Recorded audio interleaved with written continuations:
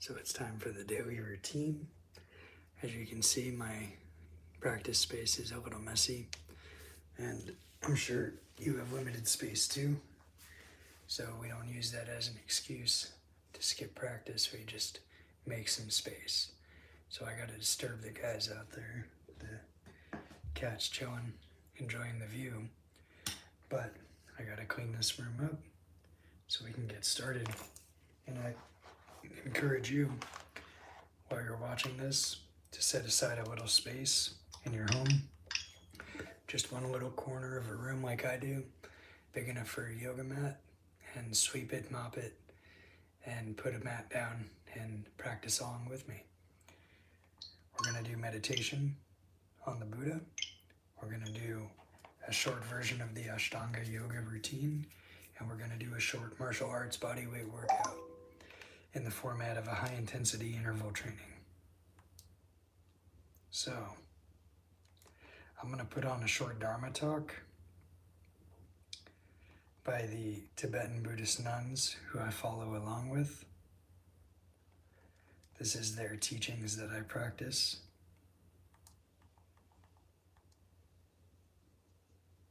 And I'm going to go ahead and clean the room, and then we will begin. So given that this is a retreat on compassion that we're doing, I have been looking at one particular antidote, which is trying to understand why people act the way that they do, or why they think the way that they do, or what their lives are like. And I see this as a connection between wisdom and compassion, because once I better understand the difficulties or the suffering that somebody is going through, then I'm much more likely to have compassion for them instead of anger, and to also be able to relate to them skillfully. So to help me increase my understanding of one particular group, I picked up the book Strangers in Their Own Land. And this was written by a sociologist at the University of Berkeley in 2016. And she visited southern Louisiana. She interviewed people who lived right on the coast, whose lives had been pretty much destroyed by the oil and gas industries that are setting up rigs just offshore. But at the same time, they were totally against any kind of government regulation of the private industry or pretty much any government intervention whatsoever. And so the author, Arlie Russell Hochschild, she wanted to figure out why these people had views that seemed to contradict their own self-interest. And she herself realized that she had what she calls empathy walls. And she really wanted to use her research to scale these walls and to knock them down, hopefully. And it seems she was quite successful in that. So she interviewed people from all different walks of life, and she came across what I think we've heard of before as compassion fatigue or empathy fatigue. She called it sympathy fatigue. So I'll just read some quotes of that. When explaining why a restaurant owner didn't support government assistance programs, he told the author that liberals want us to feel sympathy for blacks, women, the poor, and of course I do, up to a certain point. I hear stories and they break my heart, but then sometimes I don't know if I'm being had. And then he gave examples of when he met people who he felt didn't really need assistance yet were asking for it and taking it and trying to take advantage of the situation, basically. Another man told her, people think we're not good people if we don't feel sorry for blacks and immigrants and Syrian refugees. But I am a good person, and I don't feel sorry for them. And then another woman said, I know liberals want us to feel sorry for blacks. I know they think they are so idealistic and we aren't. So, reading this, I found myself getting quite righteously judgmental, looking down on these people for being so selfish and mean. But then when I look at myself, I realize my compassion also has a lot of stipulations attached to it. actually, my compassion is quite bureaucratic. And I'm not sure if this is because I work for the government. That might have an influence. But I think it's just the way I think, and it's actually the way a lot of people think. So, for example, my compassion usually only applies to certain groups of people. And I would call these the underprivileged, which include children, or the victims of unjustified harm and exclusion. However, even these groups of people can be found ineligible for my compassion if they meet any of the following criteria. They are wealthy, they have suffered few or no adverse circumstances in their life, they harm others, this includes criminals, they are arrogant and self-centered, or they hold certain political and religious beliefs that epitomize any of the aforementioned criteria. And as a result of all these stipulations that sentient beings must meet in order to qualify for my compassion, the circle of eligibility is actually quite small. And my heart remains closed to most of humanity. If that weren't sad enough, it's actually quite difficult to find anyone who meets all of these criteria at the same time. So someone who is underprivileged and victimized and poor and humble, etc. I think it might actually be impossible to find any sentient being that meets all of these criteria at once. Because all sentient beings have arrogance in their minds at some point in time. All sentient beings intentionally or unintentionally harm others because of their uncontrolled minds. People can be both a victim and a victimizer at different points in their life. And even poor people can be arrogant or racist or whatever.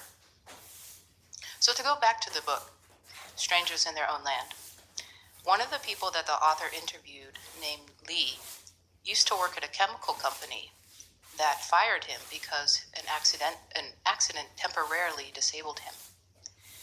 But this didn't seem to affect his anti-governmental and anti-regulation views. So the accident involved a huge vat of chemicals being dumped on him, and they nearly burned all of the clothes right off of his body. When he submitted a reimbursement claim for his clothing, they only gave him a fifth of the $40 that he asked for because they told him he had already worn out those clothes. And then they fired him later for absenteeism when he couldn't come to work because he couldn't move his legs. So, of course, Lee was upset about how he was treated by the company that he had worked for a number of years. But he still retained his belief that the private sector should be as deregulated as possible. And that was part of what the author was trying to figure out. So Lee's story stands out in this book because he admits that one of his tasks at the chemical company was to regularly dump illegal toxic waste into the wetlands twice a day. And I will just say the amount of environmental degradation that is described in this book is shocking. And considering that most of the seafood, about a third of the shrimp and similar amounts of fish in the US come out of that region, is just really mind-blowing. And the whole area is completely toxic, basically. And yeah, there's a lot of evidence for that in this book. It was just shocking. But anyway, when I think of people who illegally dump toxic waste into fragile ecosystems, I assume they have no compassion for living beings, and they have very poor ethics and integrity. However, the way that Lee tells his story shows me that this is not always true, and that my rigid compassion categories don't always meet the messiness of reality. So I wanted to read what he says. So one day after Lee's acid bath, he was told to take on another ominous job. It was to be done twice a day, usually after dusk, and always in secret. In order to do this job, Lee had to wield an 8-foot-long tar buggy propelled forward on 4 wheels. Loaded on this buggy was an enormous steel tank that held, quote, heavy bottoms, unquote, which are highly viscous tar residue of chlorinated hydrocarbon, basically toxic waste. So working overtime on evenings under the cover of dark with his respirator on, Lee would tow the tar buggy down a path that led towards the Calcasieu Ship Channel in one direction and towards Bayo de Inde in another.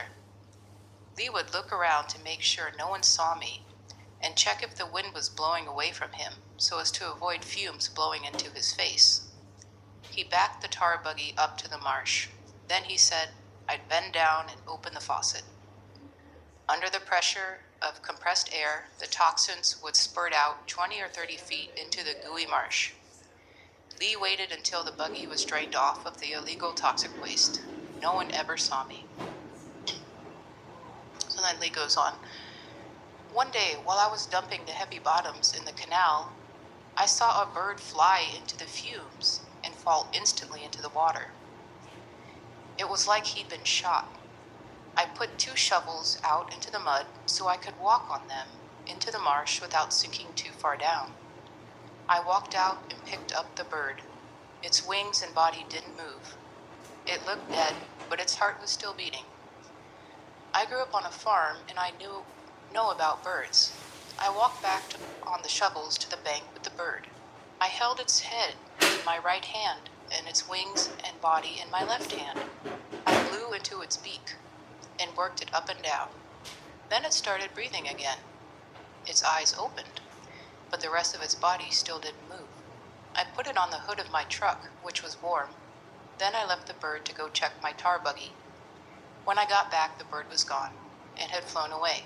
So that was one good thing. During the afternoon, Lee circles back to the story of the bird, alternating between it and the story of the tar buggy. I knew what I did was wrong, he repeats. Toxins are a killer, and I'm very sorry I did it. My mama would not have wanted me to do it. I never told anybody this before, but I knew how not to get caught. So before I read Lee's story, I felt quite justified in holding contempt for people who pollute the environment. But now I can see that people who do these kinds of things or harm others don't always enjoy it. They don't always want to do it.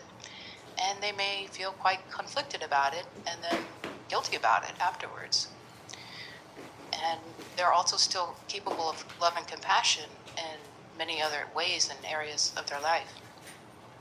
So my conclusion is that my compassion bureaucracy needs to audit itself and throw out all of those categories, because the assessment that it makes, it's actually quite laborious to have to do all those calculations, and it doesn't lead to the outcome of happiness for myself or others. It'd be better to just have compassion equally for all sentient beings, because we're all suffering in one way or another, even if it's not apparent on the surface.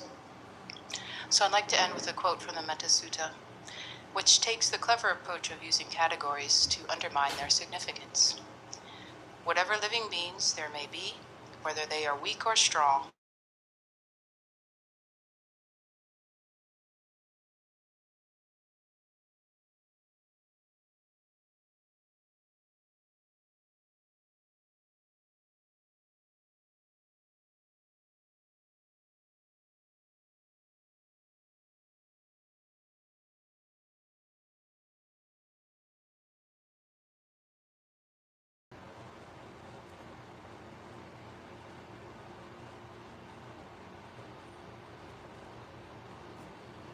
So now we're about to get started with the meditation on the Buddha. I was just cleaning the room while we listened to a short Dharma talk. And we will begin here now. So if you're not into this style of meditation, I encourage you to practice some kind of meditation. But do at least try. Give this a try. It's weird, but the weird stuff has a purpose. Each of the things that are done in this style of Tibetan Buddhist meditation will have a physiological effect on calming your mind making you happy and healthy. So we'll begin, and this will be the meditation on the Buddha, led by the Tibetan Buddhist nuns in the Shravasti Abbey in Washington State. I'm sitting on some pillows, and I'm going to put a towel over my legs to keep the knees warm, and we will begin now.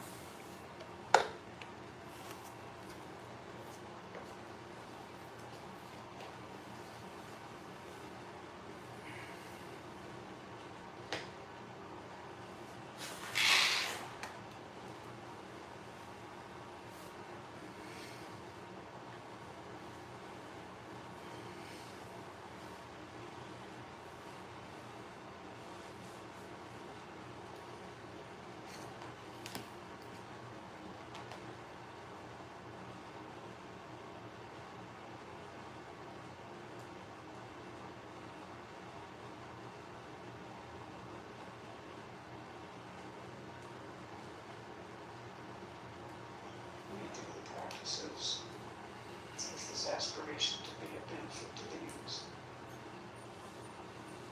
not to harm them, to benefit them, and in our understanding, the best benefit is to actually for beings to be liberated from cyclic existence, and we aim to become Buddhas in order to help beings be free in this way.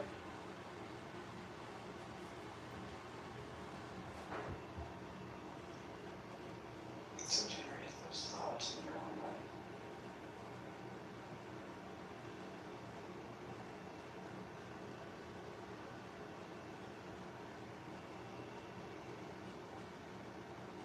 So knowledge is laid out in sadhana for us, helping us to generate these various mind states. And she starts by having us think about all of our potential, all the kind of positive qualities that we can develop.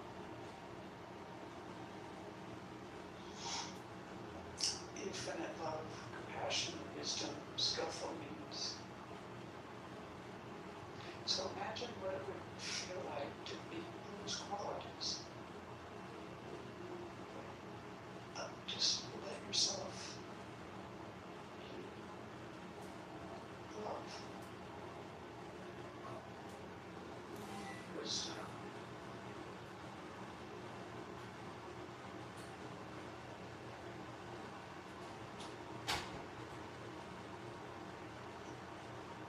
try to feel the expansiveness and peace in your heart. The wisdom that it takes to have this kind heart. To be unencumbered in any way. Vast and expansive.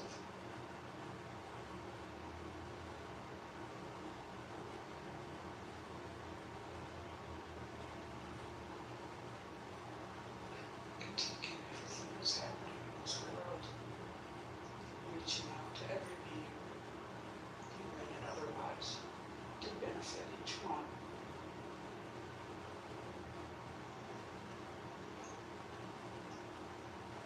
So now imagine that these qualities of love, compassion, wisdom, skillful means appear in front of you in the form of Shakyamuni Buddha.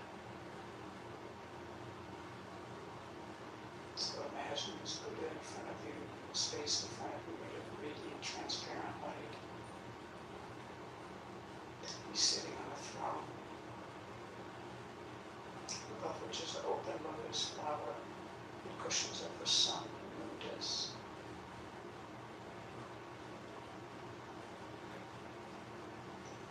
This entire visualization is made of radiant, transparent light. But you're imagining a living being with a light body. So you feel yourself in the presence of the Buddha.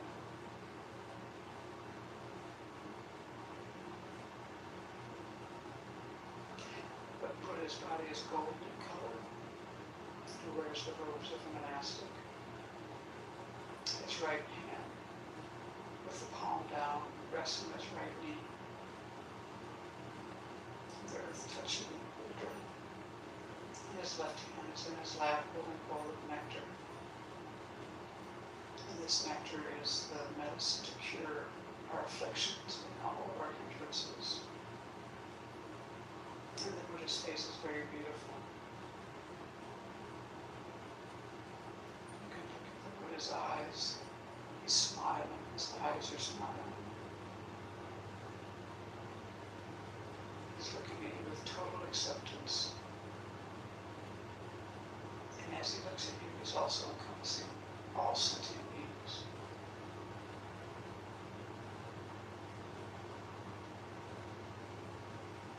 The Buddha's eyes are very peaceful, long and narrow. His lips are red and his earlobes are long. Imagine rays of light radiating from every pore of the Buddha's body. This golden light going out to all the rest of the universe, touching beings, carrying miniature Buddhas to help beings.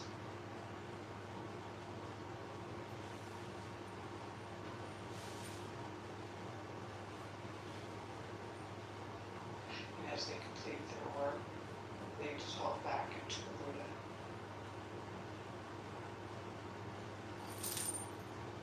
The Buddha is surrounded by the entire lineage of spiritual teachers, all the meditational deities, innumerable other Buddhas, Bodhisattvas, Arhats, Dakas, Dakinis, Dharma protectors. And at the side, near each spiritual mentor, is an elegant table, knotted are Dharma books. The sounds of the Dharma fill the air.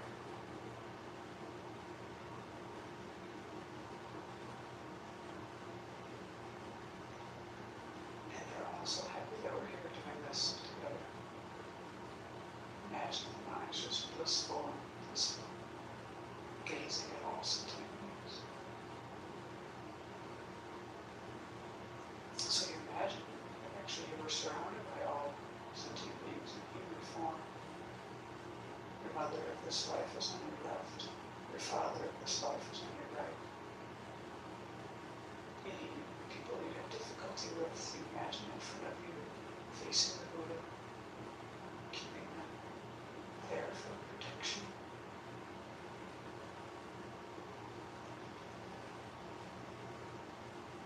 Family and friends are nearby, countless strangers fill the space around you. All of us are looking to the Buddha for guidance.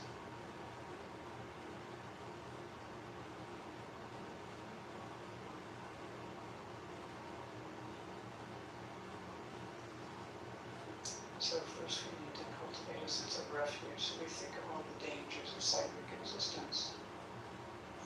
Just think about how things are not secure. Run into dissatisfaction. Often dukkha, often.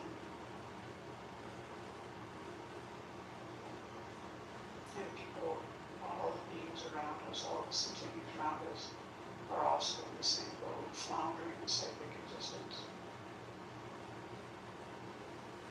And many of them have not had any kind of teachings that will help them out of this quite now. So we generate compassion. And now think of the wonderful qualities of the Buddha, Dharma, and Sangha. We generate this sense of confidence in them, in their ability to guide you out of all of these recurring problems.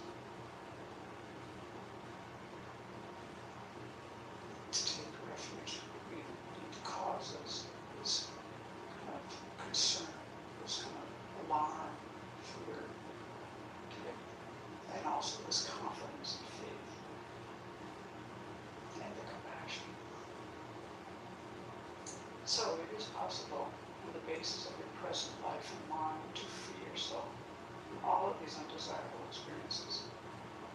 It's a resolve to explore that possibility to the fullest.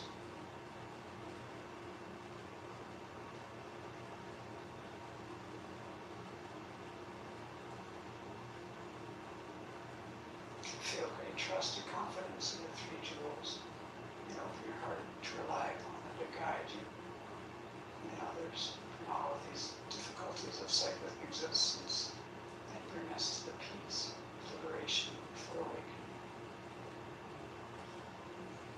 So as we do these refuge verses, starting here, top of page 21, we'll be taking refuge in the Buddha, and we imagine actually leading all of the sentient beings around us and going for refuge. And we visualize white, radiant light flowing from all of the Buddhas, the spiritual mentors, the Bodhisattvas, all of these holy beings flowing into us and all the beings around us. And this light completely purifies all of our destructive karmic imprints and afflictions. And it also brings all the realizations of the path. So put your hands in prayer position. Namo Buddhaya. Namo Buddhaya. Namo Dharmaya. Namo Sanghaya. Namo Guruvya. Namo Buddhaya. Namo Dharmaya. Namo Sanghaya. Namo Guruvya. Namo Buddhaya. Namo Dharmaya. Namo Sanghaya. Namo Guruvya. Namo Buddhaya. Namo Dharmaya. Namo Sanghaya. Namo Guruvya. Namo Buddhaya. Namo Dharmaya. Namo Sanghaya. Namo Guruvya. Namo Buddhaya. Namo Dharmaya. Namo Sanghaya.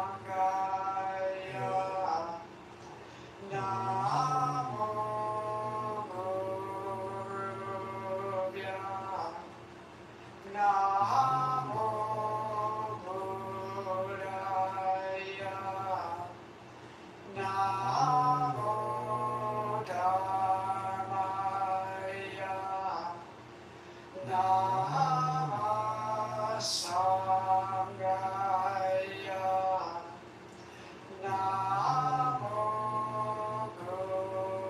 Guruvya. Namo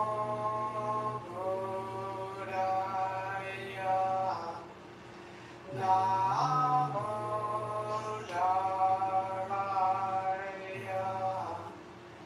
Namo Sanghaya.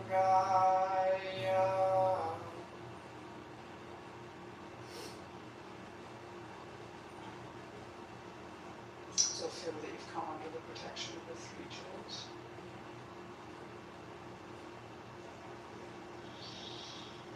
And now we turn our thoughts to others and think about how much we depend on other beings for everything that we have, everything we know, everything we use, everything we enjoy. Our food, clothing, resources of every kind. These come due to the efforts of others.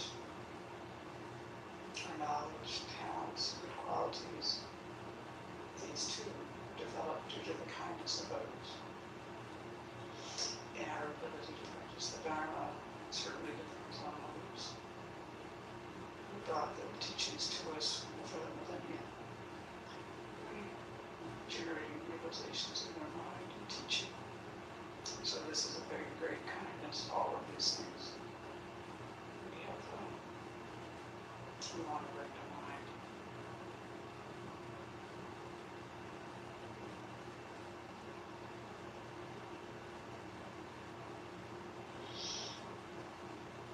Our heart most wishes to be free from suffering.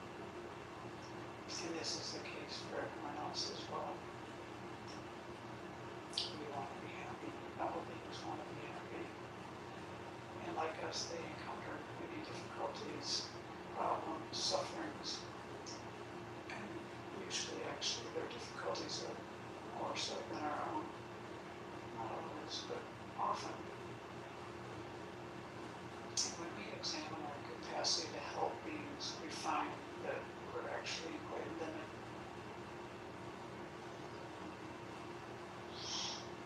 And we know from practice that if we can reduce our anger, our attachment, our ignorance, our various faults, and if we can increase all of our good qualities, we're really going to be in a position to benefit beings. Imagine if we had just this generous heart, gives so easily, takes delight in giving, the kind of ethics that doesn't harm, because that just ingrained fortitude, loving kindness, compassion, wisdom, will be in excellent position to help beings by having our good qualities developed. And if we develop them fully, like Buddha does, then we'll be able to be of the greatest benefit to beings. So we generate this altruistic intention in order to be able to benefit beings most effectively. So as we take refuge and generate bodhicitta, imagine that light is flowing into you from all of these Buddhas and holy beings, and it's flowing into and all the sentient beings around you. So around the top of page 22. I take refuge until I have awakened in the Buddhas, the Dharma, and the Sangha. By the merit I create by engaging in generosity and the other far-reaching practices, may I attain Buddhahood in order to benefit all sentient beings. I take refuge until I have awakened in the Buddha, the Dharma, and the Sangha. By the merit I create by engaging in generosity and the other far-reaching practices, may I attain Buddhahood in order to benefit all sentient beings. I take refuge until I have awakened in the Buddha, the Dharma, and the Sangha. By the merit I create by engaging in generosity and the other far-reaching practices, may I attain Buddhahood in order to benefit all sentient beings. So imagine the Buddha is so pleased with your altruistic intention. And the replica emerges from the Buddha, comes to the crown of your head, melts into golden light, and flows into you. Feel that you and the Buddha have become inseparable.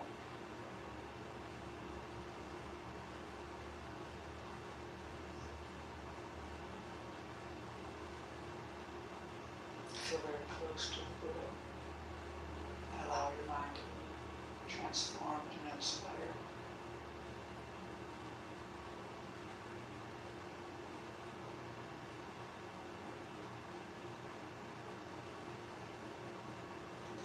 Let go of all conceptions you have about yourself. Let go of any self-denigrating thoughts.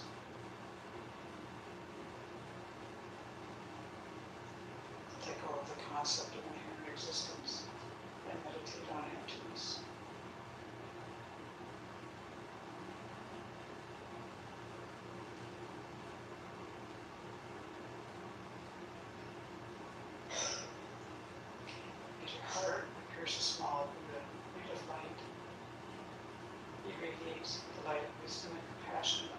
directions throughout the entire universe.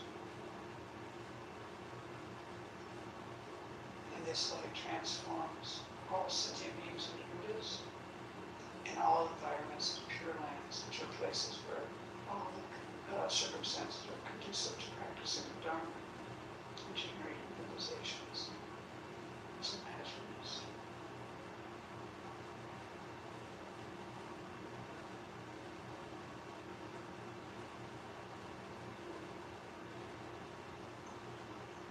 You've transformed all sentient beings into Buddhas and all environments into pure lands. In your imagination, oh, why hasn't this become a reality?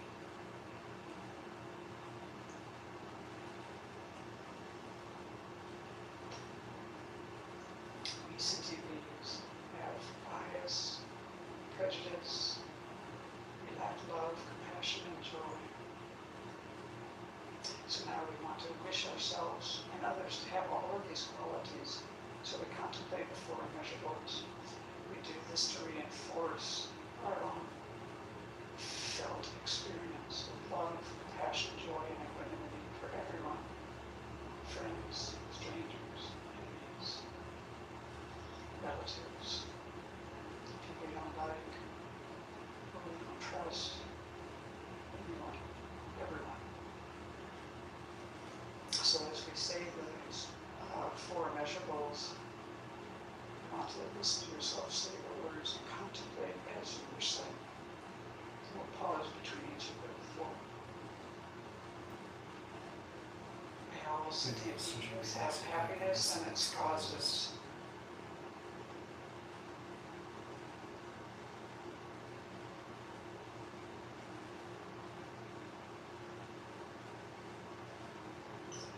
May all sentient beings be free of suffering and its causes.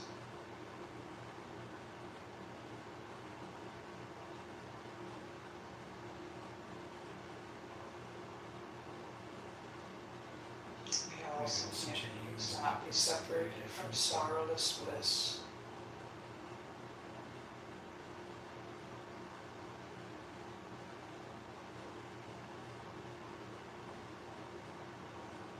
May all sentient beings abide in equanimity, free of bias, attachment, and anger.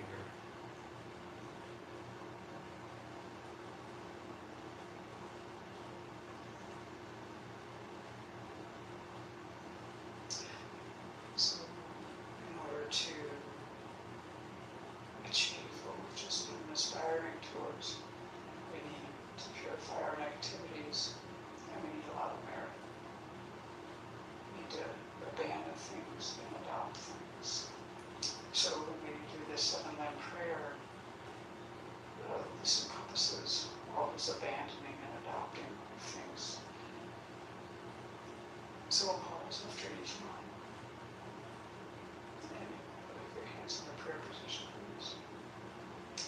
Reverently I prostrate with my body, speech, and mind. So imagine yourself and all the beings, the sentient beings around you, making prostrations to all the holy beings in front of you in the field of merit.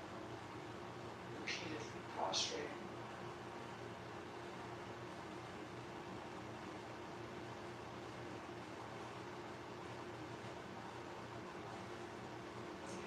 And present clouds of every type of offering, actual and mentally transformed. So imagine offering everything beautiful to the Buddha and all the holy beings. You can fill the sky with offerings. Make it very lovely and beautiful. You can think of flowers and fields and just everything that you love. Offer it to all the holy beings. You can do this repeatedly.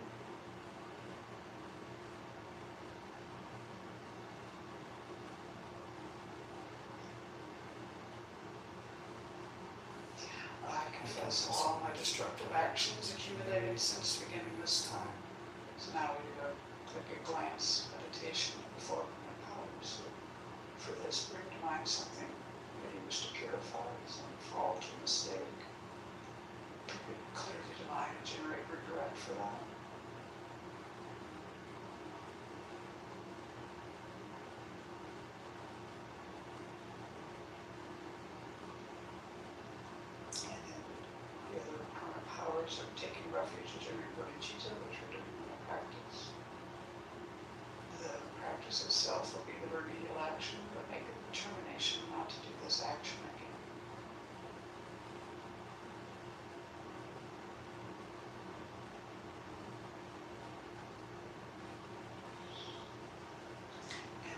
rejoice in the virtues of all holy and ordinary beings. So think of common sentient beings like ourselves, the holy beings, and delight and take, rejoice in all of the virtue created by any kind of being. Let go of any jealousy, envy, and just rejoice in the goodness of the world.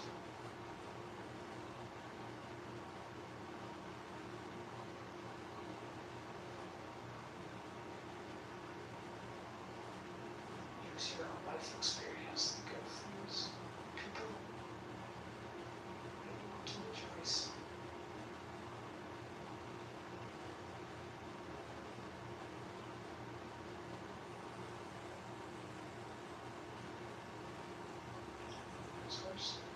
Please remain until cyclic existence ends. So now we offer a double dorje.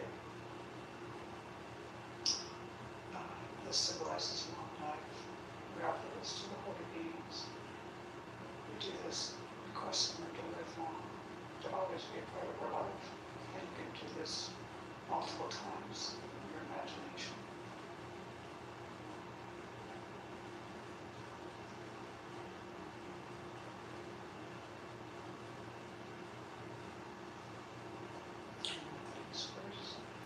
And turn the wheel of Dharma for sentient beings. So again, make this offering. You're offering with both hands this beautiful 1,000-spoke Dharma wheel, golden in color. Offering this to the teachers and the Buddhas to guide you, to continue to teach the Dharma.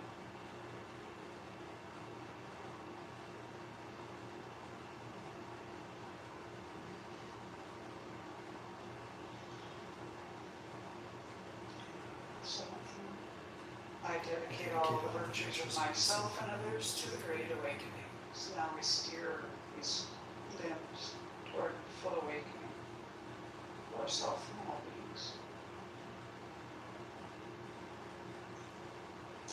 I walk through the mandala. Here we imagine everything beautiful in the universe, offering it to all the holy beings, with the wish that they will continue to teach and guide us and that we can generate realizations in our mind.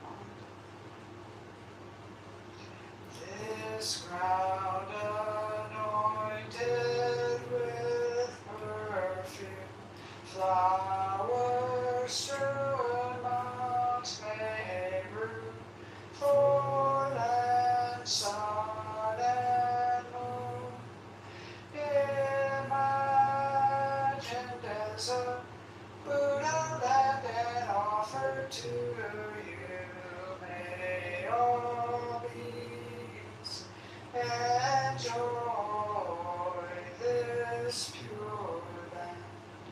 The objects of attachment, aversion, and ignorance, friends, enemies, and strangers, my body, wealth, and enjoyments, I offer these without any sense of loss.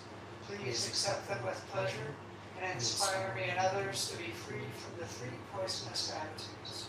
Idam Guru Ratna Mandala Kapniyataya.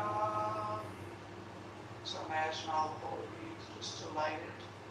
They receive your offerings. And the offerings melt into light, dissolve into them.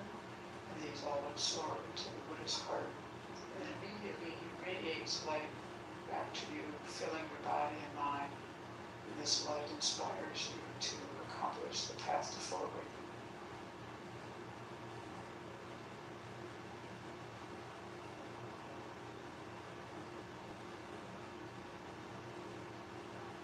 So in order to progress along the path, we need to develop realizations. And in order to do this, we need the inspiration of the lineage of spiritual mentors, especially your principal teacher or your guru, who is the one who has touched your heart deeply. If you don't have a specific teacher, just think about Shakyamuni Buddha, or maybe you have a connection in your mind with His holiness. And when you make this request, page 25. Glorious and precious River, sit upon the lotus and moon seat on my crown, guiding me with your great kindness. Bestow upon me the attainments of your body, speech, and mind. So then, at this point, you imagine that a replica of your teacher and the aspect of the Buddha emerges from the Buddha in front of you. And it comes to sit on a lotus and moon disc on the crown of your head, facing the same direction as you. So then this Buddha on the crown of your head is going to act as an advocate for you to request inspiration from the entire field of merit as we continue the request. We're doing the long one on page 26. Buddha, unequal teacher and guide, venerable protector of Maitreya, successor, superior Sangha prophesied by Buddha. To you, three Buddhas and Bodhisattvas, I make request. Buddha, head of the Shakya clan, the foremost guide, fearless in expounding emptiness. Manjushri, embodiment of the Buddha's complete wisdom, exalted Nagarjuna, best of the superiors who sees the profound meaning. To you, three crowning jewels of clear exposition, I make request. Atisha, upholder of this great vehicle, who sees the profundity of divinity arising. Drome Rinpoche, elucidator of this good path. To these two ornaments of the world, I make request. Avado Piteshvara, great treasure of objectless compassion. Manjushri, masteress, flawless wisdom. Tsongkhapa, crown jewel of the snowy land sages. Losamgrappa, I make request at your feet. Holder of the white lotus, embodiment of all the conqueror's compassion. Guide benefiting migrating beings in the land of snow mountains and beyond. Sole deity and refuge, Tenzin Gyatso, at your feet I make request. The eyes to whom the vast scriptures are seen. Supreme doors for the fortunate who would cross over to spiritual freedom. Illuminators whose wise beings vibrate with compassion. To the entire line of spiritual mentors I make request.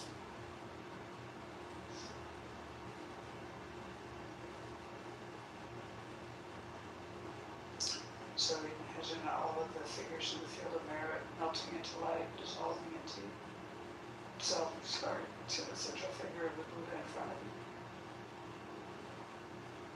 All the Buddhas, the Bodhisattvas, the Arhats, Dakas, the Kiris, Dharma protectors, all of these beings melt into light, dissolve into the central figure of Shakyamuni Buddha.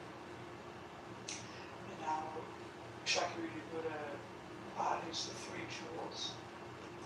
And this Buddha absorbs into the Buddha on the crown of your head.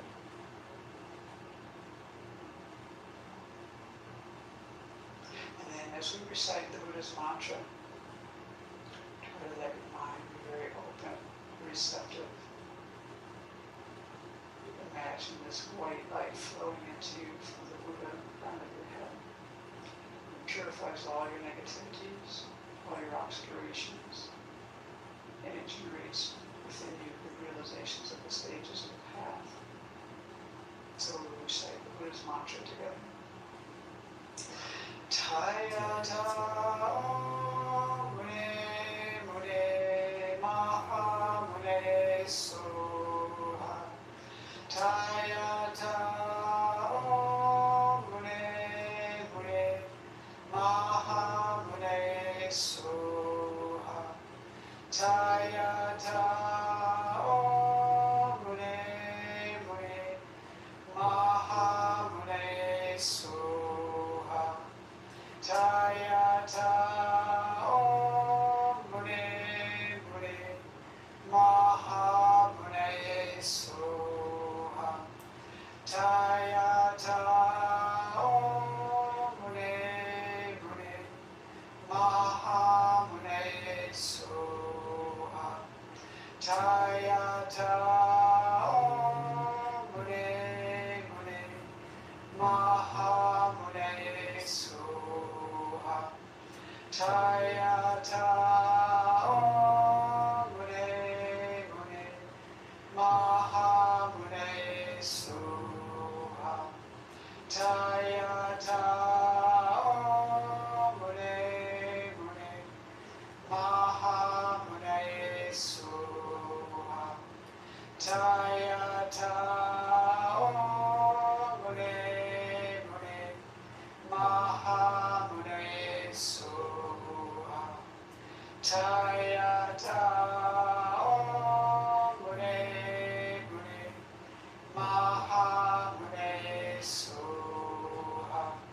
Tayata Om Mune Mune Maha Mune Soha.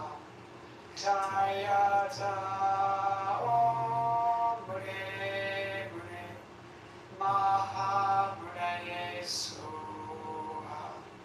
Tayata Om Mune Mune Maha Mune Soha. Tayata Om Mune Mune Maha Mune Soha. Tayata Om Mune Mune Maha Mune Soha. Tayata Om Mune Mune Maha Mune Soha. Tayata Om Mune Mune Maha Mune Soha.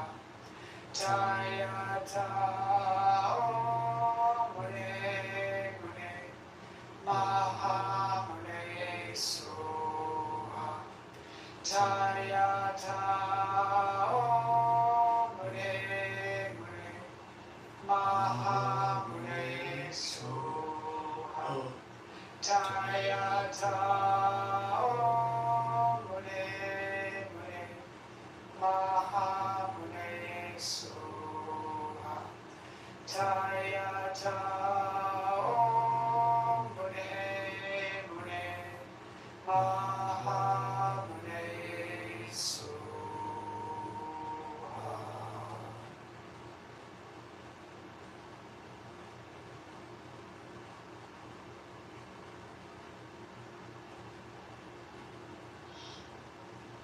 Now, establish the visualization of Shakyamuni Buddha above the crown of the head, made of golden, transparent, radiant light, a living being. And this Buddha melts its light, dissolves into you. Your body, speech, and mind become inseparable from those of the Buddha.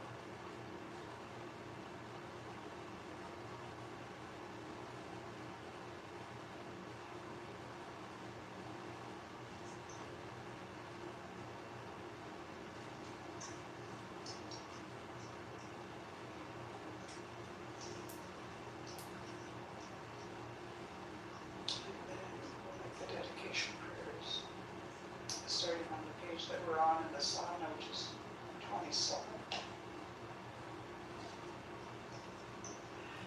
Due to this merit, may we soon attain the awakened state of Guru Buddha, that we may be able to liberate all sentient beings from their suffering. May the precious Bodhi mind, not yet born, arise and grow. May that born have no decline, but increase forevermore. So this has been the Tibetan Buddhist meditation on the Buddha, led by the Buddhist nuns at the Shravasti Abbey in Washington State. Next we're going to jump right into the short version of the Ashtanga Yoga primary series, and I strongly advise you to join me in that and stick with the whole routine. Just from doing this meditation, I'm in a much different state of mind, which is literally an altered state of consciousness than I was in when I started. I feel much calmer. There's like a natural body high going. Everything is settled. My thoughts and emotions are much calmer and more relaxed and happy, because that's our natural state of being.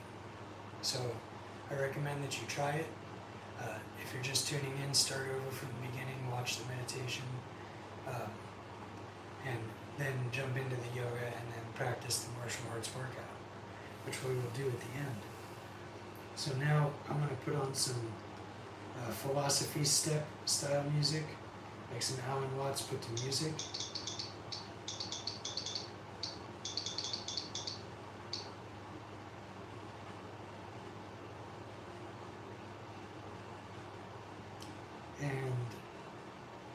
after that, we will begin as soon as I'm done taking a quick bathroom break.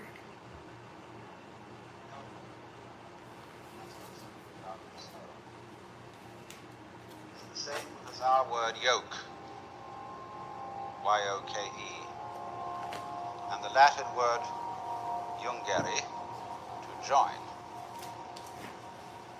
Join, junction, yoke, union, all these words are basically from the same root. And so likewise, when Jesus said, "My yoke is easy," he was saying, really, my yoga is easy.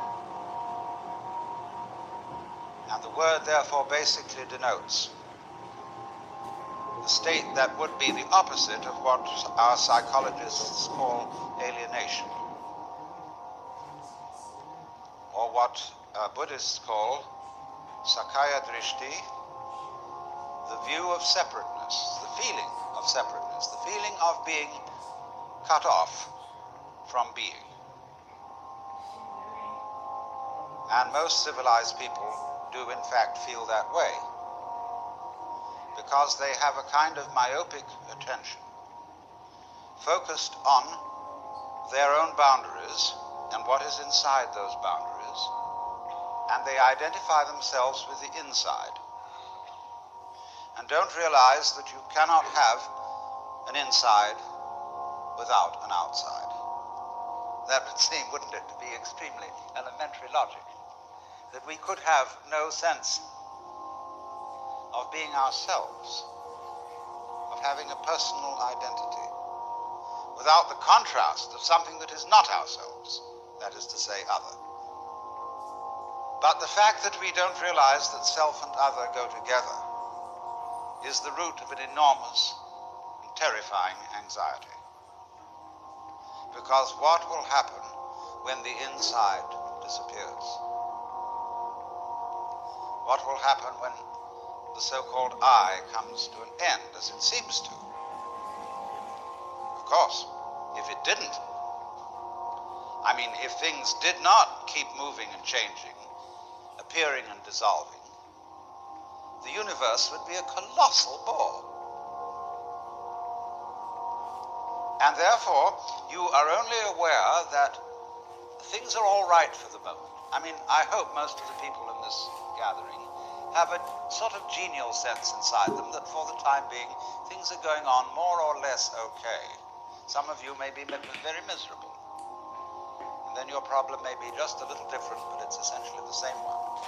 But you must realize that that sense of life being fairly all right is inconceivable and unfeelable unless there is way, way, way in the back of your mind the glimmer of a possibility that something absolutely unspeakably awful might happen.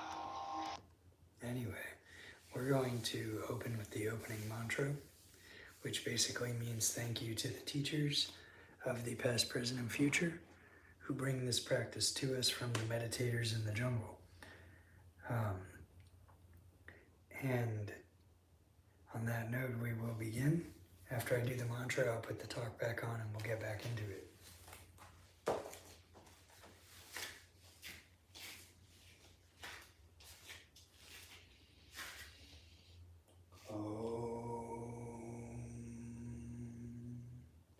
Vande Gurunam Charanara Vende Sandarshita Svama Sukhava Bodhe Nirshe Se Jangalikai Mane Samsara Hala Hala Moha Shantiye Abahu Purushakaram Shankasakrasi Darinam Sahasra Shirasam Shwetam Pranamami Patanjalim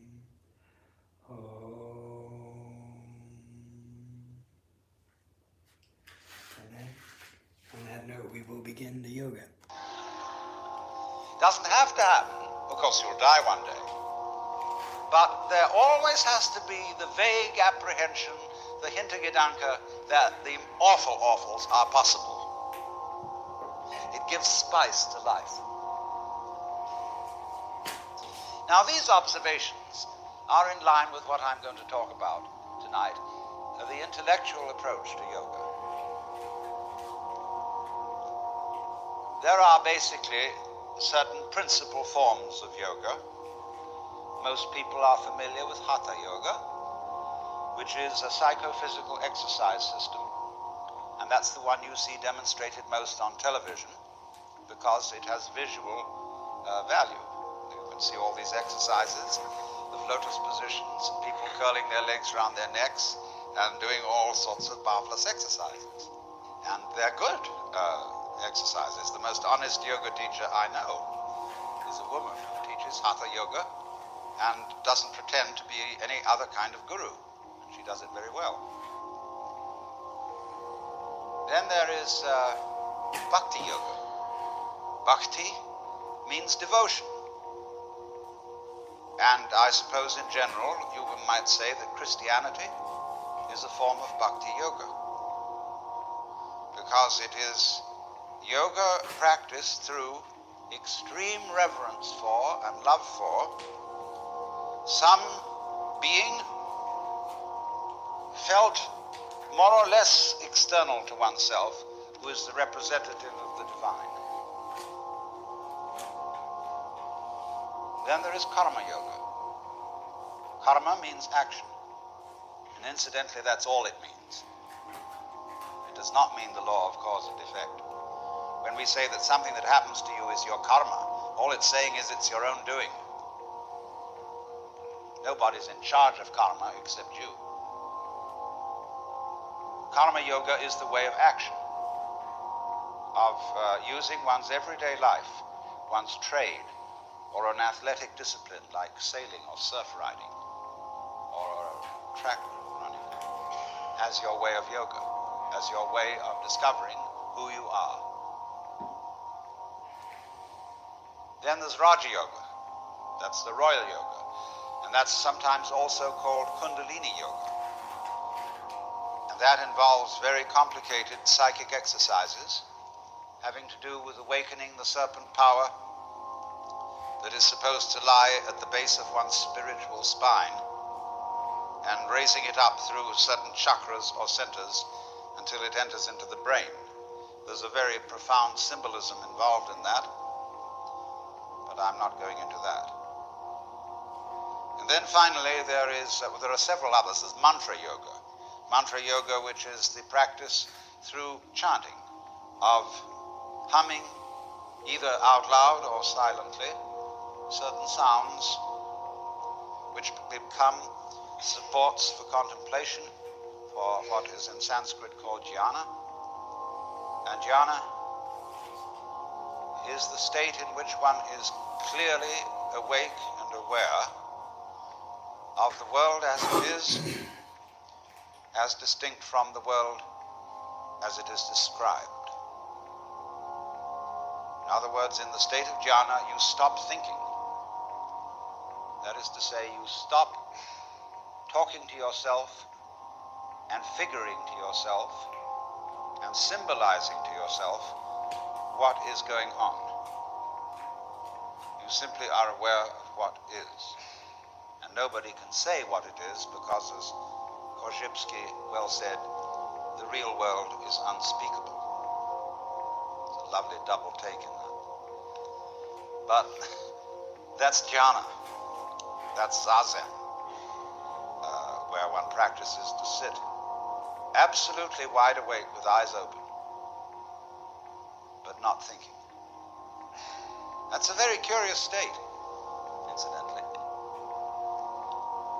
I knew a professor of mathematics at Northwestern University who one day said, "You know, it's amazing how many things there are that aren't so." You know, he was talking about old wives' tales and scientific superstitions and so on. But when you practice jhana, you're amazed how many things there are that aren't so. Because when you stop talking to yourself and you are simply aware of what is, that is to say, of what you feel, what you sense, even that saying too much, you suddenly find that the past and the future have completely disappeared. So also have disappeared the so-called differentiation between the knower and the known, the subject and the object, the feeler and the feeling, the thinker and the thought. They just aren't there, because you have to talk to yourself to maintain those things. They're purely conceptual. They're ideas. They're phantoms, ghosts. So when you allow thinking to stop, all that goes away. And you find you're in an eternal here and now. And there's nowhere you're supposed to be. There's nothing you're supposed to do. There's nowhere you're supposed to go, because in order to think you're supposed to do something, you have to think. And so it's incredibly important to unthink at least once a day,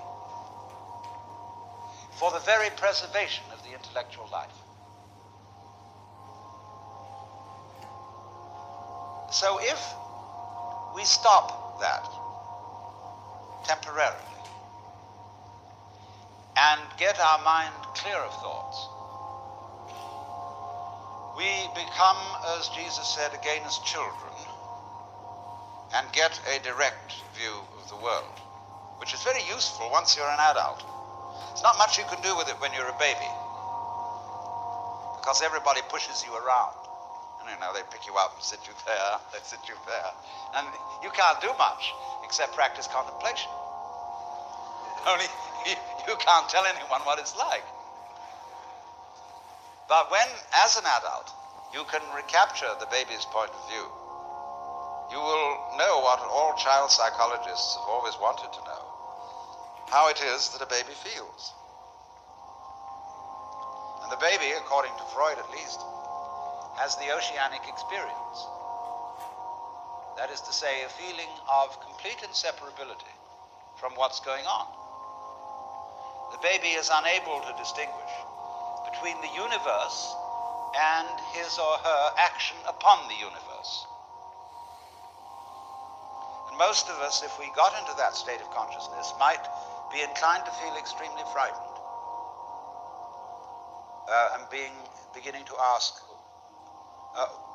who's in charge? I mean, who controls what happens next? We would ask that because we are used to the idea that the process of nature consists of controllers and controlees, things that do and things that are done to. This is purely mythological. So many spiritual teachers and gurus will look at their disciples and say, I am God. I have realized. See? But the important thing is that you are. Whether I am or not is no consequence to you whatsoever. I could get up and say, I have realized. I put on a turban, yellow robe, whatever, and say, come and have darshan. I'm Guru. You need the grace of Guru in order to realize, and so on. And it'd be a wonderful hoax. It'd be like picking your pockets and selling you your own watch.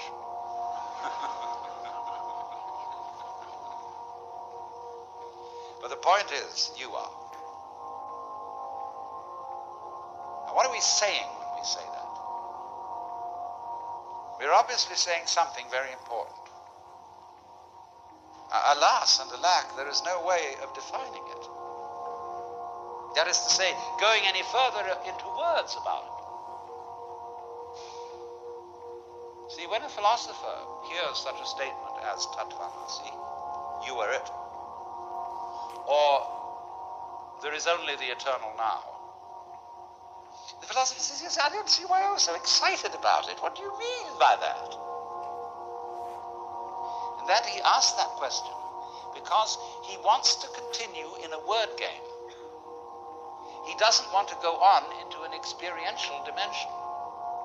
He wants to go on arguing because that's his trip. And all these great mystical statements mean nothing whatsoever. They're ultimate statements. Just as, the trees and the clouds and the mountains and the stars have no meaning. because they're not words.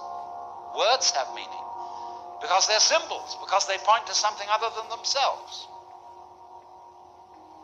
But the stars, like music, only bad music has any meaning. Classical music never has a meaning. And to understand it, you must simply listen to it and observe its beautiful patterns, go into its complexity. So, when your mind, that is to say your verbal systems, get to the end of their tether, that is to say, when they arrive at the meaningless statement, here is the critical point. And the method of Jnana Yoga is to exercise one's intellect to its limits, so that you get to the point where you have no further questions to ask.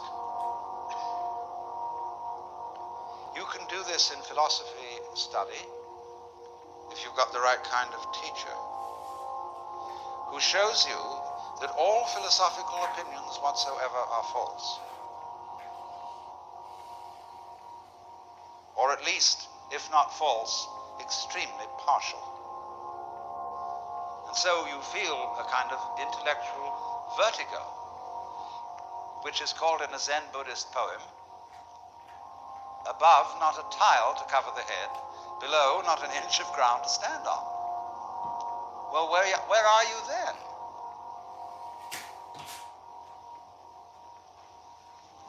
Well, of course you always were. You've discovered you're it. And that's very uncomfortable, because you can't grab it. See here, I've discovered that whatever it is that I am, that's not something inside my head. It is just as much out there as it is in here, but whatever it is, I cannot get hold of it. Well, that gives you the heebie-jeebies. You get butterflies in the stomach,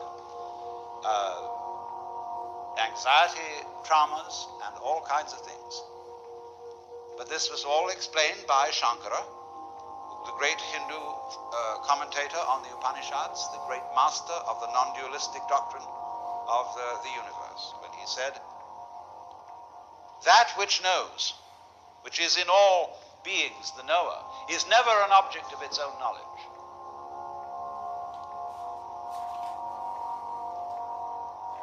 So therefore, to everyone who is in quest of the supreme kick, the great experience, the vision of God, whatever you want to call it, liberation. When you think that you're not it, any old guru can sell you on a method to find it. And that may not be a bad thing for him to do. Because, as Blake said, a fool who persists in his folly will become wise. And a clever guru is a person who leads you on. Here, kitty, kitty, kitty, kitty, kitty. I've got something very good to show you. Yeah. You just wait. Oh, but you've got to go through a lot of stages yet. You say, can I get that? Oh, I want to get that. You know, all the time it's you. I was talking with the Zen master the other day, and he said, you should be my disciple. I looked at him and said, who was Buddha's teacher? And he looked at me in a very odd way and said,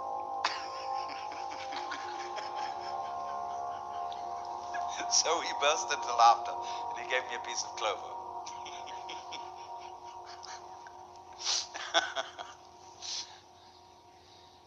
So,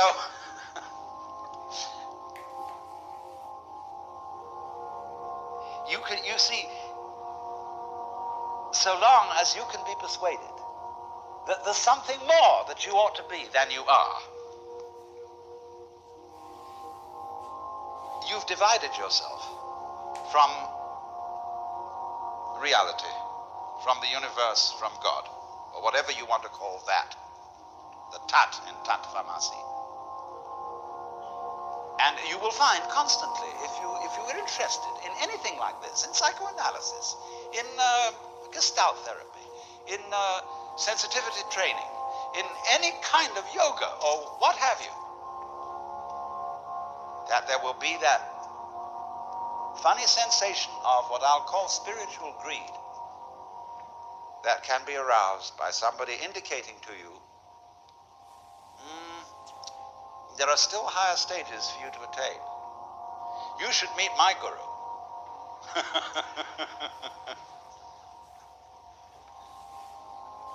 So you might say then now, to be truly realized, you have to get to the point where you're not seeking anymore. So then you begin to think, well, we will now be non-seekers. You know, like disciples of Krishnamurti, who, because he says he doesn't read any spiritual books, they can't read anything but mystery stories. You know, becoming spiritually unspiritual.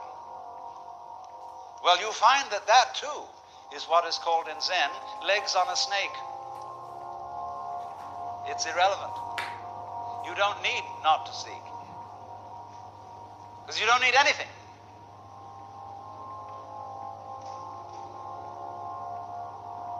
And it's like crawling into a hole and pulling the hole in after you. And the great master of this technique was a Buddhist scholar, lived about 200 AD, called Nagarjuna.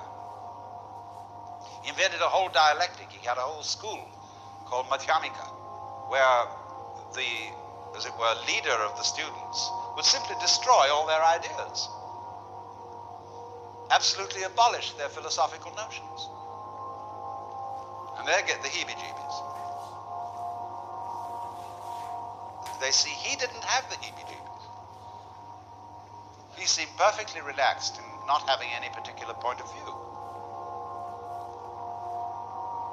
Well, they said, teacher, how can you stand it? We have to have something to hang on to. Who does? Who are you?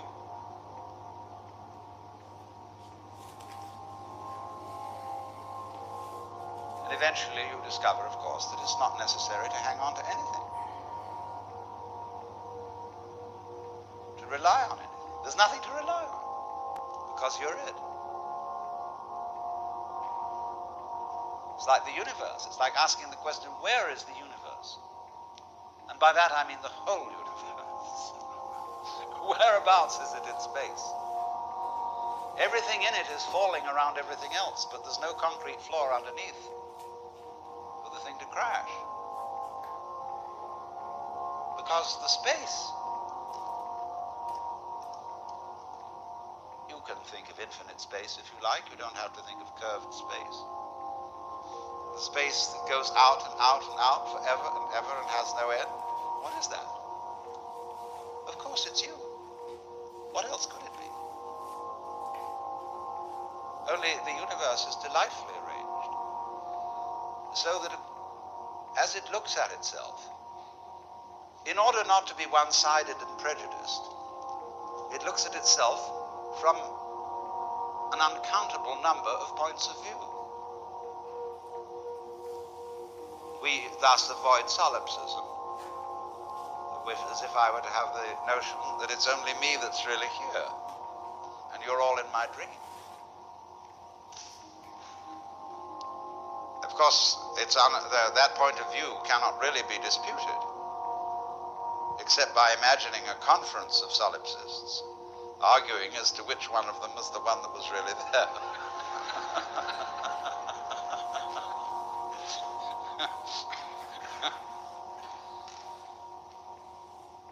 Now, you see, if you understand what I'm saying with your intelligence, and then take the next step and say, but I understood it now, but I didn't feel it. Then next I raise the question, why do you want to feel it? You say, I want something more, because that's again that spiritual greed. And you could only say that because you didn't understand it. There is nothing to pursue because you're it. And if you don't know that, you always were it. And if you don't know that, in other words, to put it in Christian terms or Jewish terms, if you don't know that you're God from the beginning, what happens is that you try to become God by force. Therefore, you start being violent and obstreperous and this and that and the other. All our violence, all our competitiveness, all our terrific anxiety to survive is because we didn't know from the beginning that we were it.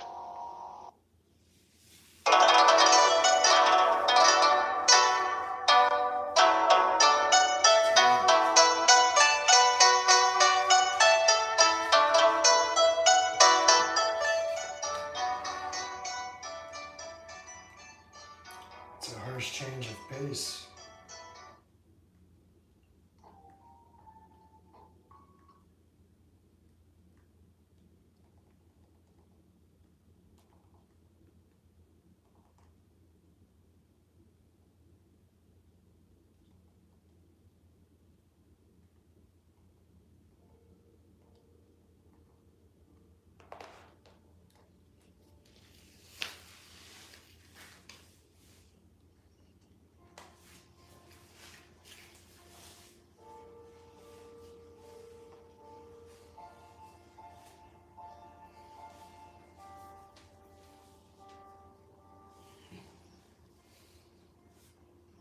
We've discussed the web from 3 points of view. As an analogy of the selective operation of our senses and mind, whereby certain things in the world are picked out as significant according to certain game rules. The game that we are playing mostly is the survival game. That is to say, the game ought to go on.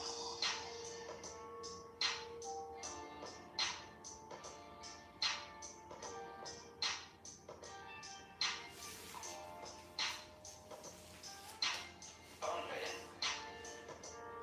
the way we play the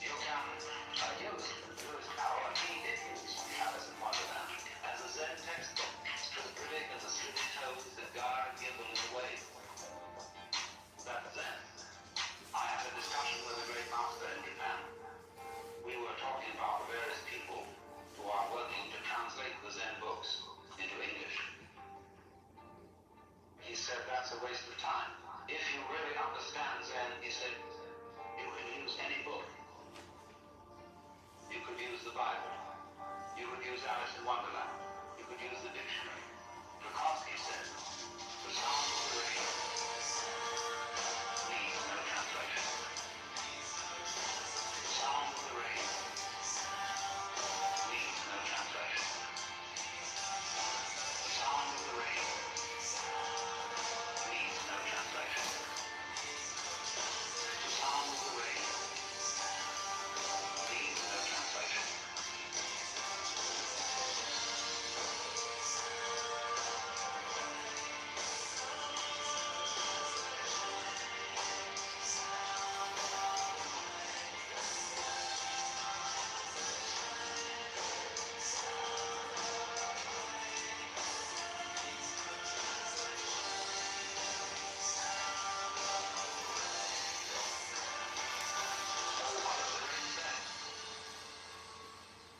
Evening rain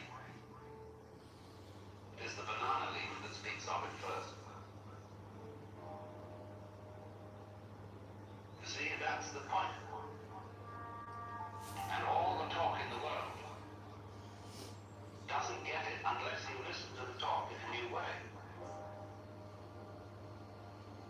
The sound of the rain needs no translation. The sound of the rain needs no translation. The sound of the rain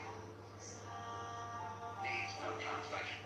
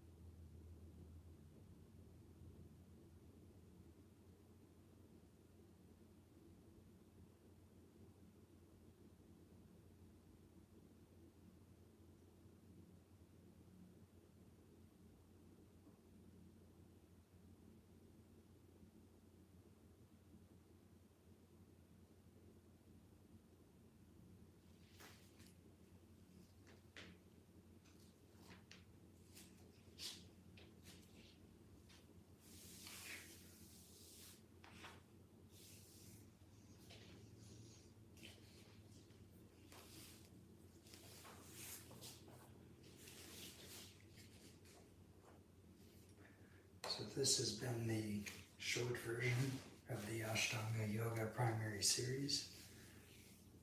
And I'll close with the closing mantra, which is in Sanskrit, and it means good luck or blessings to those who lead with compassion. May all beings everywhere be happy and free. Peace, peace, perfect peace. Om Swasti Prajabhyaha Palipalayamtam Nayena Margena Mahimahisha Go Brahmnebhyaha Palipala Shubhamatsu Nityam Lokaha Samasta Sukhino Bhavantu. Om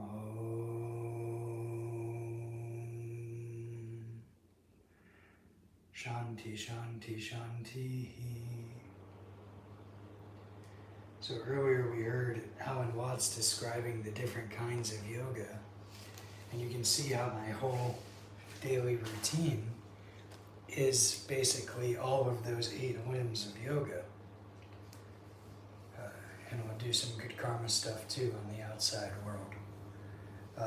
In here we're doing a meditation. We sit in stillness and quiet, focused. We also do mental exercises. We do some mantra, we do some breathing exercise.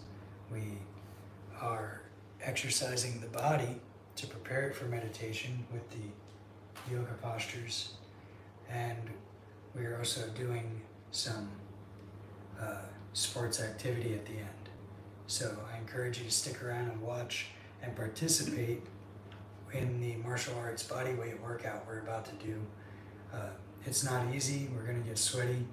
I may or may not keep it simple tonight, but we're gonna do the easy version, which is just the techniques. And it's the format of a high intensity interval training. So there'll be a full body exercise, then legs, then upper body, then core. Over and over again for 30 seconds to a minute each. And I'm gonna put some music back on. We're shifting gears, shifting up into more intense stuff now. As we start to get into the martial arts workout. I'm gonna run to the bathroom and check the time, and we will begin here in just a few minutes. How to stop the laziness and how to stop the procrastination.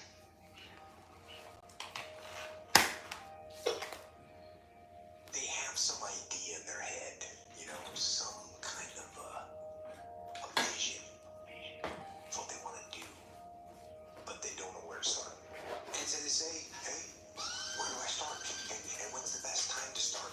Where do I start? And when's the best time to start? Where do I start? And when's the best time to start? And I have a very simple answer for that. Here.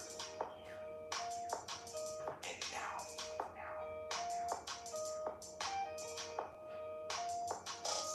That's it. You want to improve? You want to get better? You want to get on a workout program or a clean diet? You want to start a business? You want to write a book or make a movie or build a house or a computer or put together some mobile application?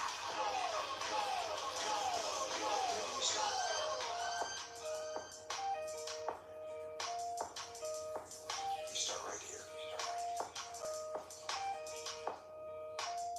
And when do you start? You start right now. Right now. Right now. You initiate the action aggressively. You want to improve? You want to get better? You want to get on a workout program or a clean diet? You want to start a business? You want to write a book or make a movie or build a house or a computer or put together some mobile application? The idea isn't going to execute itself. And the book isn't going to write itself. And the weights out in the gym, they're not going to move themselves. You have to do it. And you have to do it now.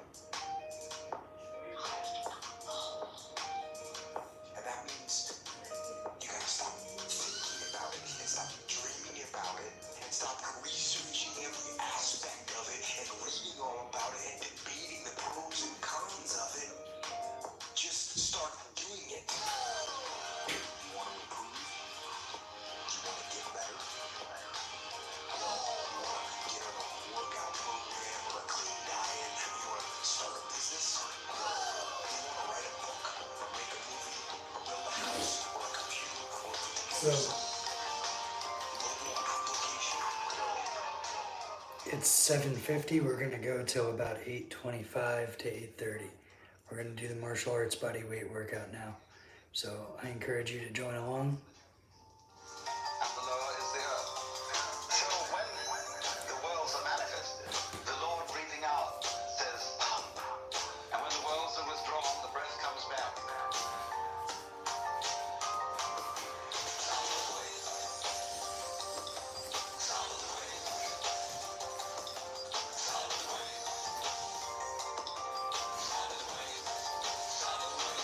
But if you say hum sa hum sa hum sa hum, that becomes sa hum. Sa.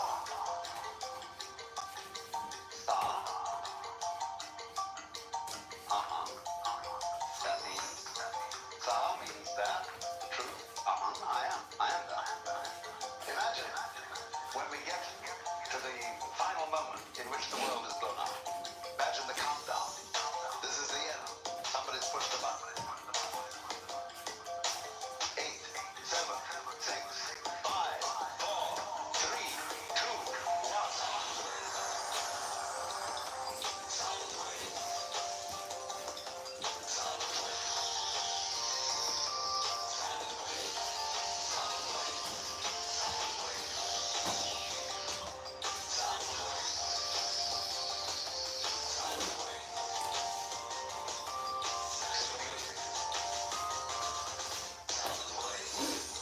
And you can sit and listen to the little waves on the seashore.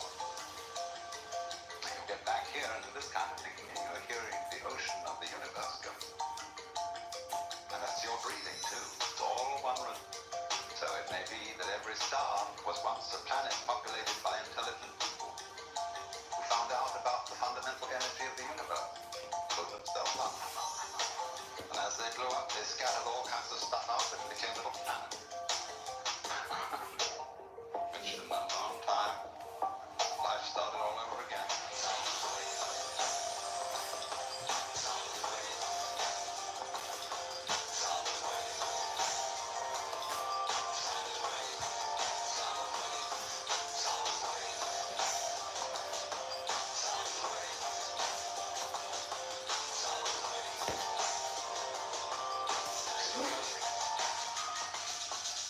I'm taking a cookie jar. The cookie jar is something that I've made up of all the failures of my life. All the things that I failed and I went back. I failed and I went back and I finally succeeded. All the things that kicked my ass. I put them all in a cookie jar because at times of hell, even the hardest men, in times of suffering, what we do is we forget how hard we really are. And that's what suffering is. Suffering is a test. It's all it is. Suffering is a true test of life. And so that cookie jar travels in my brain. So whenever I get put in a situation where I have poopy pants, the woe is me mentality of, oh my God, life sucks, I take the 1 second decision. I step out of my life for 1 second, go in the cookie jar, pull up, oh, motherfucker, you were in 3 hell weeks and finished 2. One of those hell weeks, a guy died because it was so bad. Oh, you are a motherfucking badass. You are. I put it back in the cookie jar and I remember who the fuck I really am. I'm not the kid that was called Nick. I'm not the scared kid. This is who I am. It's a reminder of who you truly are at the core of yourself. This is who I am. But what I was saying to myself the whole time on that track, this is who I am. Self-talk and visualization are 2 keys to my success. I believe for the last 19 miles, I was indestructible. Because I took myself in that chair, crapping up my back, peeing blood in my leg, shin splints, stress fractures.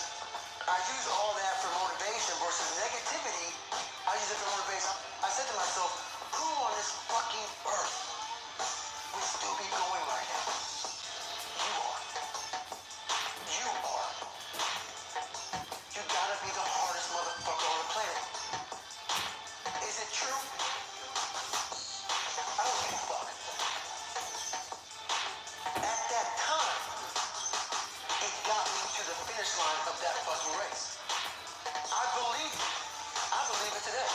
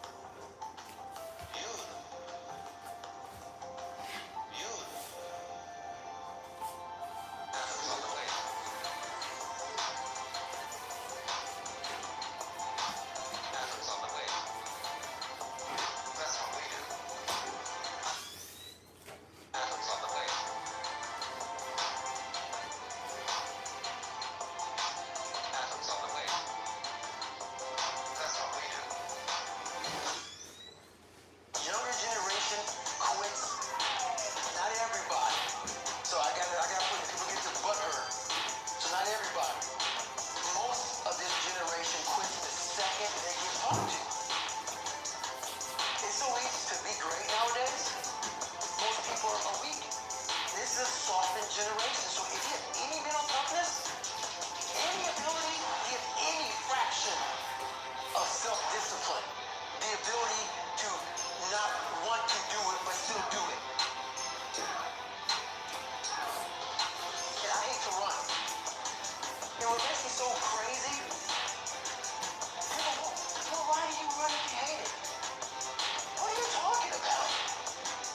I don't want to take showers and eat either. I hate that too. That's life, man. It wasn't until I changed that mentality that I became somebody. I hated going to school, so guess what? I was dumb as shit. What was one and two? But if you can get through to doing things that you hate to do, on the other side is greatness. What was one and two? But if you can get through to doing things that you hate to do, on the other side is greatness. On the other side is greatness. What was one and two?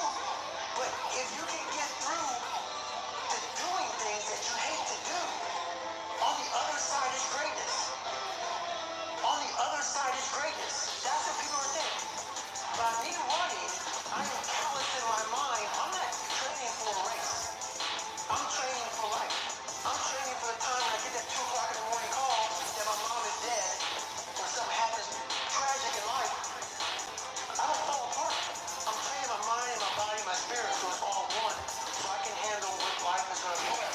Because the life I've lived, there was a whole bunch at you.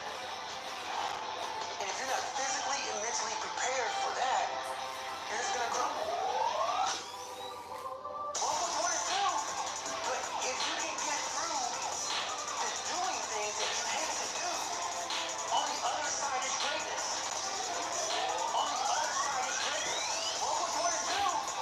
But if you can get through to doing things that you hate to do, on the other side is greatness. On the other side is greatness. Tell the truth. Or at least don't lie.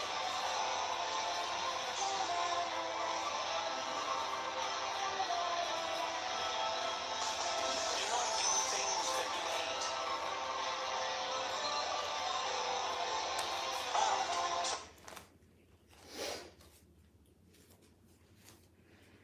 First, I want to thank you because I am a stage 4 cancer survivor.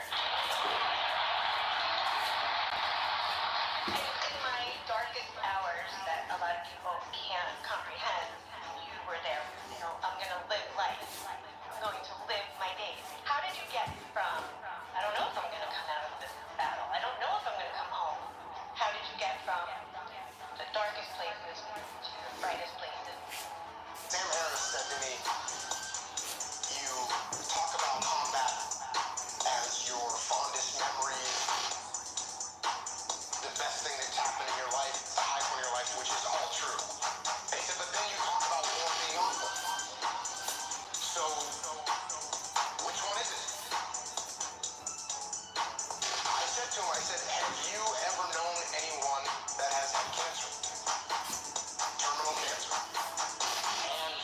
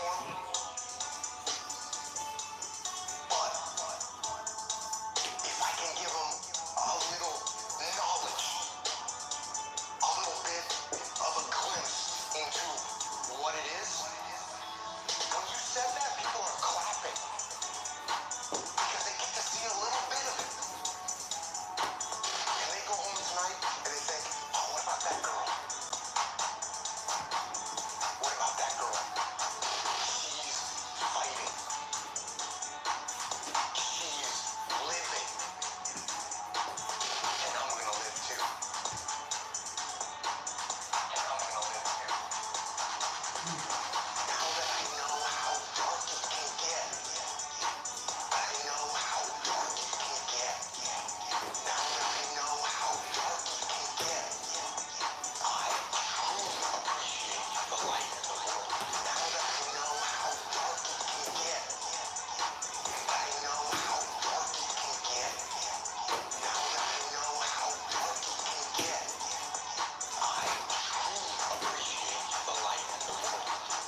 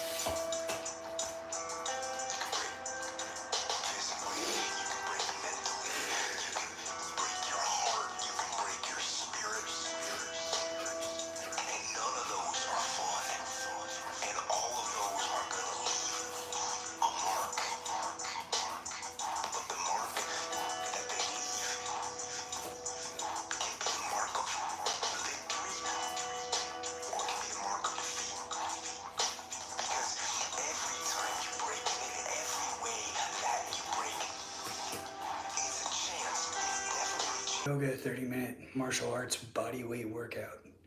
Just doing technique. I'm not really getting into any strength training today. Not much explosive stuff except for the techniques that are explosive. So thank you for watching.